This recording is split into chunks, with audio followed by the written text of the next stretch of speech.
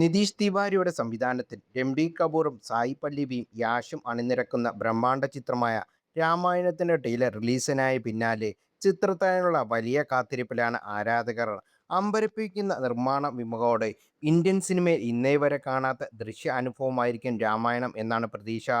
ശ്രീരാമനുമായുള്ള രൺബീർ കപൂറിന്റെ പ്രകടനവും സീതയുള്ള സായി പല്ലവിയുടെ വേഷങ്ങളും ശ്രദ്ധിക്കപ്പെടുമ്പോൾ അതിലേറെ കയ്യടി നേടുന്നത് യാഷിന്റെ രാവണനാണ്.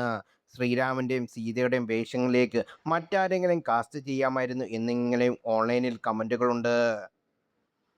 ഇപ്പോഴിതാ സായ് പല്ലവിക്ക് പകരം സീതയായി കാസ്റ്റ് ചെയ്തിരിക്കുകയാണ്. ചില നായികമാരുടെ ചിത്രങ്ങളാണ് ആരാധകർക്കിടയിൽ ശ്രദ്ധയാകർഷിക്കുന്നത്. ഐശ്വര്യ റായിയുടെയും ആലിയ ഭട്ടും മുതൽ മലയാളികളുടെ പ്രിയ താരങ്ങളായ മഞ്ജു വാര്യരും കാവ്യ മാധവൻ വരെയാണ് സീതയുടെ വേഷത്തിൽ എത്തിയിരിക്കുന്നത്.